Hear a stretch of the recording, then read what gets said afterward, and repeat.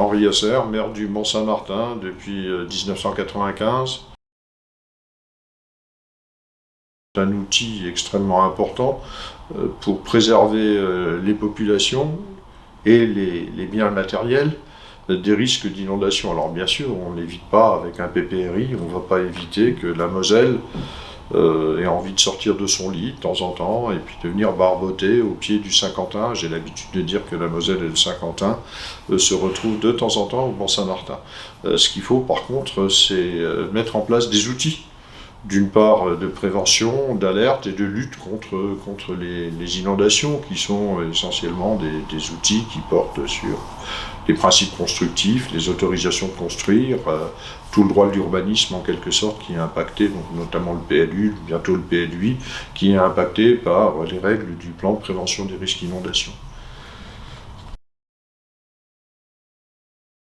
Il était important pour le Mont-Saint-Martin de disposer d'un PPRI, d'un plan de prévention des risques d'inondation, qui permette à la fois de sauvegarder des constructions ou des reconstructions sur des terrains qui sont naturellement inondables, vérifier les cotes d'inondabilité et puis surtout mettre en place des mesures de construction, d'adaptation du terrain, d'adaptation des systèmes de chauffage, des systèmes électriques qui permettent de rendre les immeubles les moins perméables possibles au risque d'inondation, en tout état de cause qu'ils puissent être réhabilités facilement après une inondation et qui permettent également aux populations de vivre en sécurité.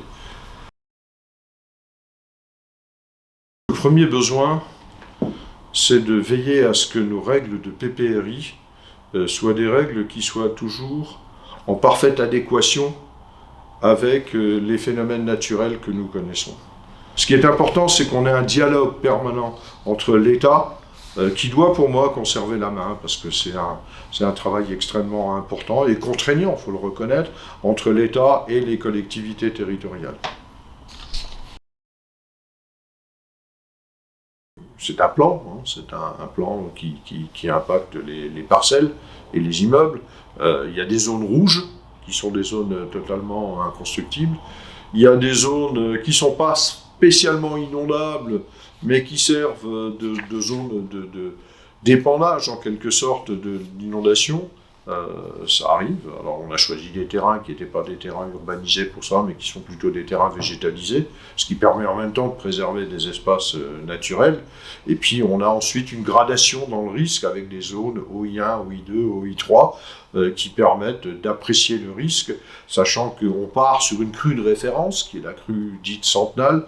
Donc chez nous, c'est la crue 167,7 IGN 1969 pour être précis. Et à partir de là, le PPRI il fixe les règles. Il y a par exemple en zone OI1 l'interdiction de mettre des chaudières à la cave, par exemple. L'obligation est faite de mettre les chaudières au rez-de-chaussée, voire pour certains immeubles, c'est des cas plus rares, mais ils existent, l'obligation de mettre des chaudières au premier étage.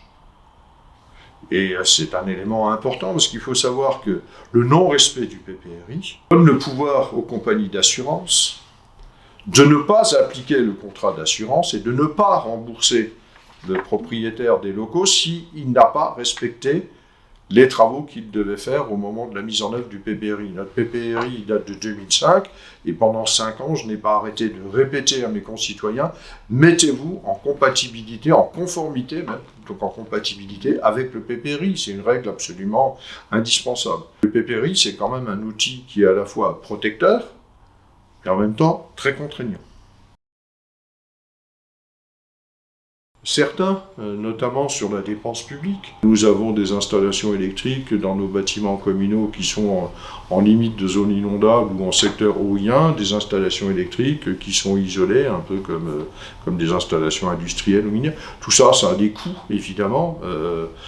Tout le matériel scolaire, dans les secteurs qui sont soumis au risque d'inondation, toutes les tables, toutes les chaises sont démontables, le plancher de la salle du centre socioculturel est démontable, etc. Voilà, donc tout ça. Et puis ça nous oblige aussi à mettre en place des systèmes d'alerte, c'est-à-dire que quand il y a un risque d'inondation, on a le nez collé sur notre ordinateur pour savoir où est l'évolution de la Moselle, et puis surtout d'avertir la population, c'est-à-dire d'être extrêmement proactif pour dire aux gens, attention, on a un risque d'inondation avec une cote de crue à tel niveau, ce qui correspond à tel niveau d'inondation. Prenez vos précautions, videz vos caves, remettez vos meubles sur des briques, sur des agneaux, enfin voilà tout ce qu'il faut faire pour éviter une catastrophe. Les concitoyens ici sont parfaitement informés des règles du PPRI. Quelqu'un qui achète au Mont-Saint-Martin, les notaires ont l'obligation de mentionner les règles du PPRI. Et nous, ici en mairie, nous tenons à leur disposition l'ensemble de ces règles, avec les plans, les cartes, etc. Et le site internet de la ville, comme celui de la métropole, permettent d'accéder également à ces éléments. Donc l'information elle est diffusée, ce d'autant plus que régulièrement nous la rediffusons à travers notre bulletin d'information municipale, à l'occasion de manifestations, d'inaugurations, etc. À chaque fois, je répète à mes concitoyens, n'oubliez pas que vous êtes en zone inondable et que cette zone inondable, elle vous oblige à respecter un certain nombre de prescriptions. Alors, certains trouvent ça agaçant, mais en général, les gens le prennent plutôt bien.